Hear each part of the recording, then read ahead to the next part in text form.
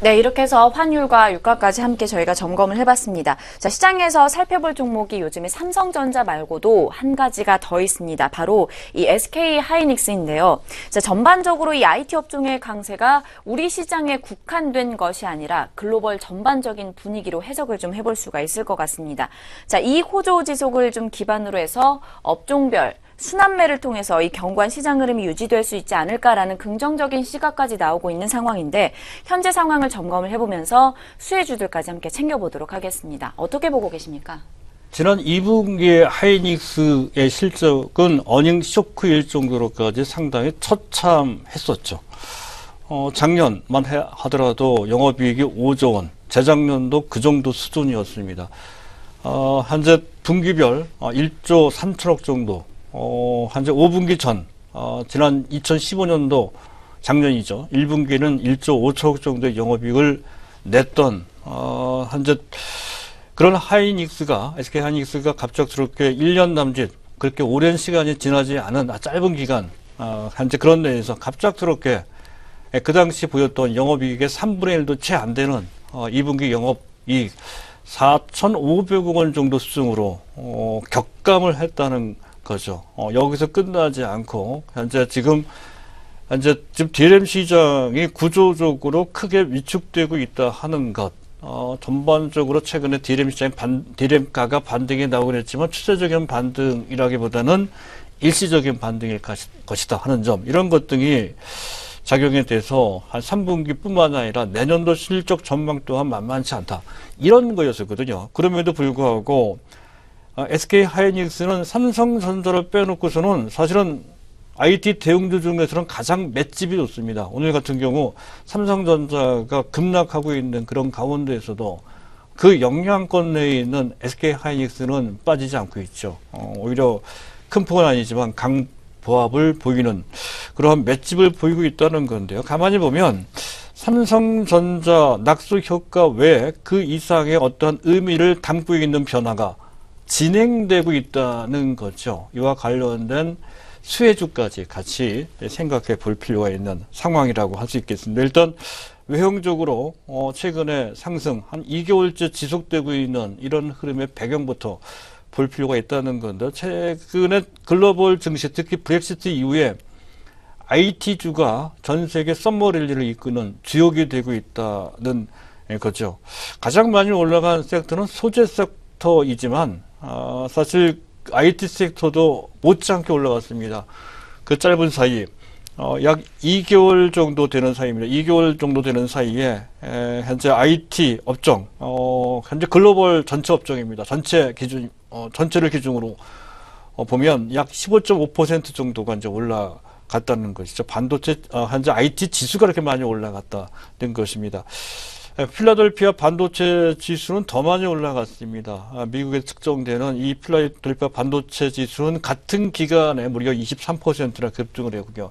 금년 저점 대비로 봤을 때는 45%나 급등을 했다는 것이죠. 이런 정도만 해도 하이닉스가 올라갈 충분한 배경이 된다는 거고요. 또 그 전부터도 말씀을 드렸습니다만은 삼성전자의 후광 효과가 있고, 또 앞에서 말씀드렸듯 반도체 DRAM가가 7월달 바닥을 찍고 8월달부터 조금씩 현재 턴어라운드 되는 그런 모습까지 나오고 있어서 실적 개선이 어느 정도 기대된다, 이렇게 이제 보는 그런 관점이고, 그를 통해서 하이닉스가 올라간다는 논리가 만들어지고 있다는 건데요. 하지만 그 이상의 의미가 좀 깔려 있는 것으로 판단에 대해서 좀 다른 각도로 좀 볼 필요가 있다는 관점인데요. DRAM과 관련된 수요 공급의 구조가 상당히 많이 변하고 있다라고 하는 것입니다. 일단 전에 말씀드렸습니다. DRAM과 관련된 카펙스는 자본적 지출이라는 뜻인데요. 시설 투자와 관련된 비용이라고 보시면, 장기적으로는 비용입니다. 그렇게 이제 보시면 될 것 같습니다.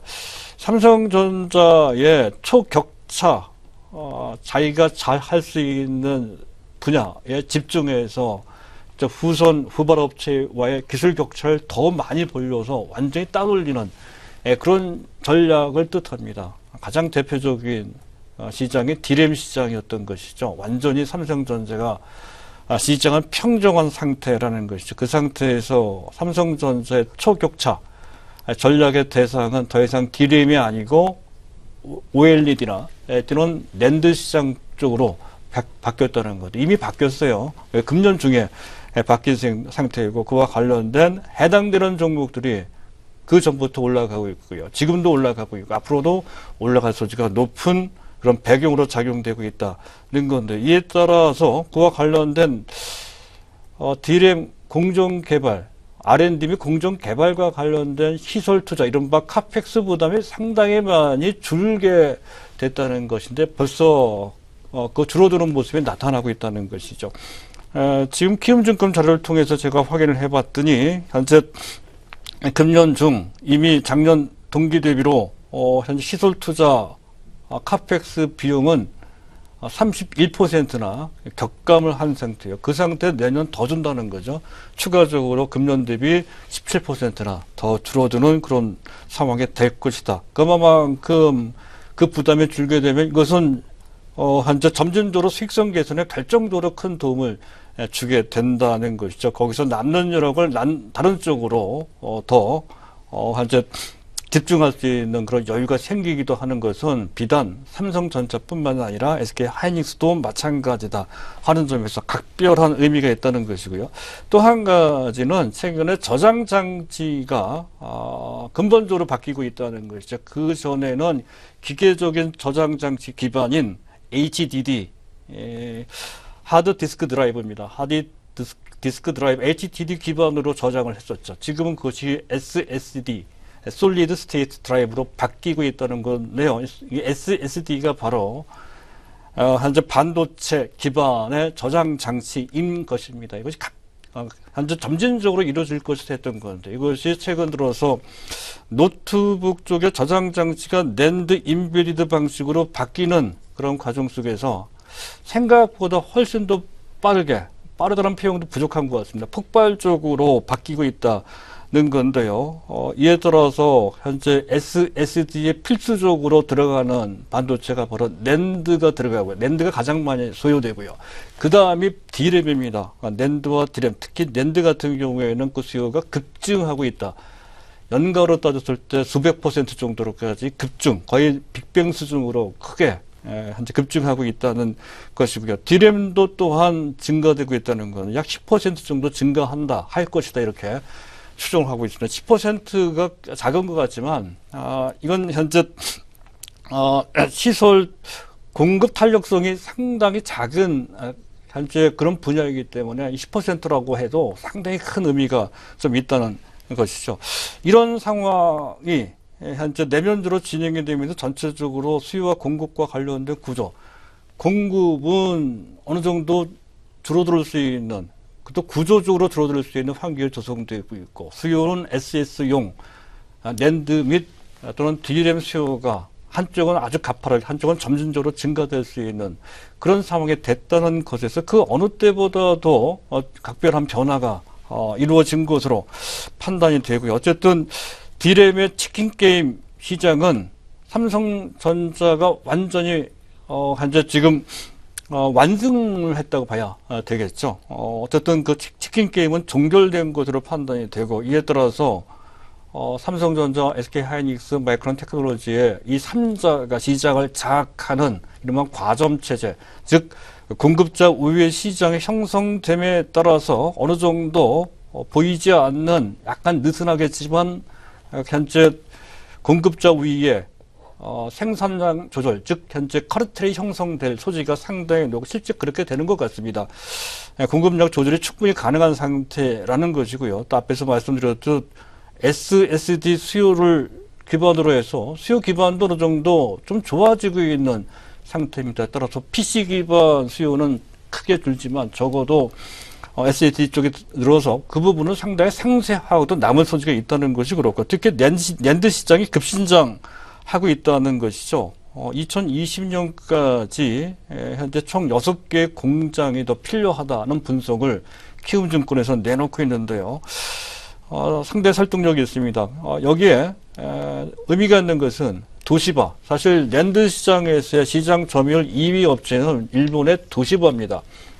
DRAM 시장에서는 도시바가 없죠. 낸드 시장에서는 도시바가 2위고요.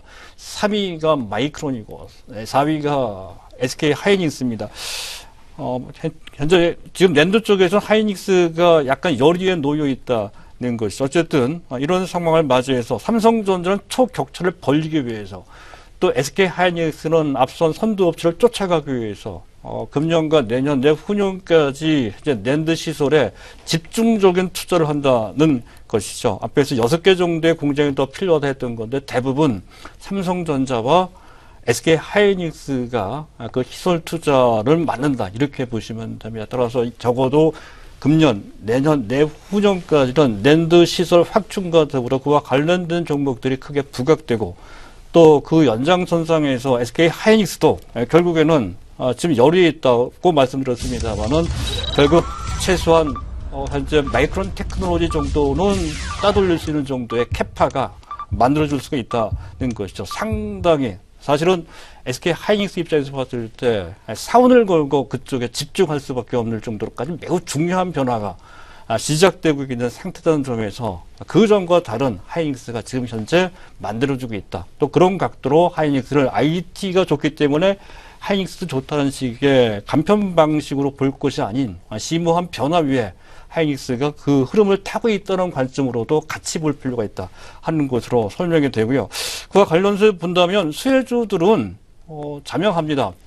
반도체, 특히 낸드는 OLED 쪽과 약간 이제 겹치는 측면이 좀 있습니다. 어쨌든 수혜주들은 전공정 장비에서 반도체 전공정 장비에서 많이 나오고 있습니다. 가장 대표적인 것이 증착 장비죠. 유진테크 최근에 많이 올라갔습니다. 테스, 원익 아이페이스, 주성 엔지니어링 삼성전자와의 거리가 좀 있죠.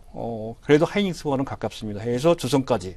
그리고 재료 쪽에 솔브레인, 또 SK그룹 내 최근에 현재 인수한 SK 머티리얼스 이런 종목들이 있고요. 또 현재 반도체 전공정 장비 중에서 PSK가 있죠. 또 KC텍이 있습니다. 이건 이제 거래소 쪽에 있습니다. 그리고 현재 SNS텍, 블랭크마스 오래간만에 이들 정보를 보내요.